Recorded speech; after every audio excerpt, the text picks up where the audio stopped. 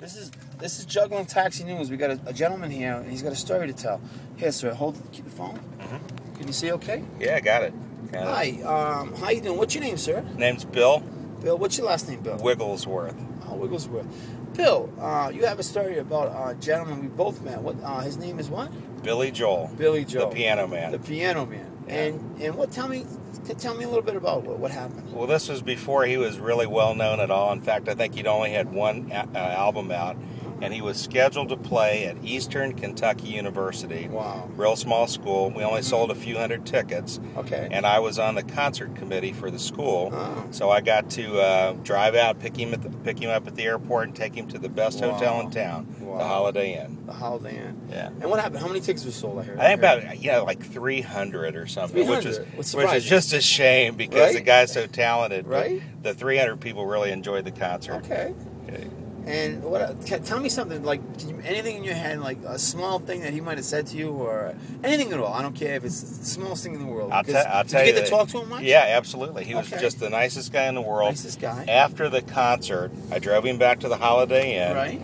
And there were a few people that had been there. He basically invited us to come by his room, and we just sat there and talked a little bit. I didn't really talk to him that much. He had a little golf putter with him. Okay. And he was putting golf balls in the glasses in his hotel room. Just a nice guy.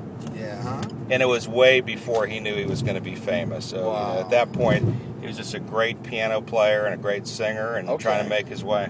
Wow. Well, that's quite a story.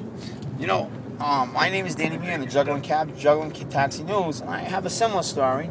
Mine's a little different. I picked this guy up, and I start talking about Billy Joel.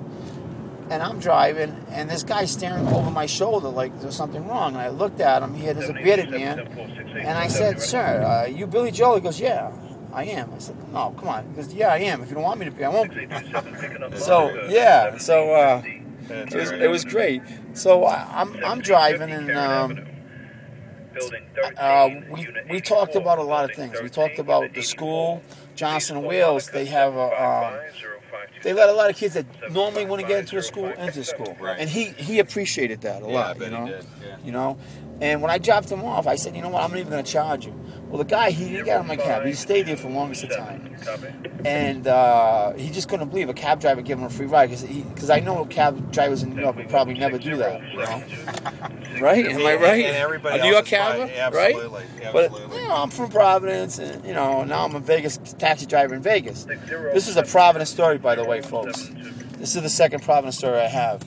So we're driving. I drop him off, and I got to tell you, I went back to the restaurant to say hi to him again, and my dispatch had me pick him up the second time. And that's how I brought him back. But I picked him up, and he goes, "Bring me to Alforno's, the third best restaurant in the world." This is in Providence now. I picked him up at the Blue Point restaurant that doesn't exist no more. This is Juggling Taxi News. Ladies and gentlemen, we're at Hooters, as you can see. And this is the Providence, what town? Houston. Providence, Houston, Vegas story.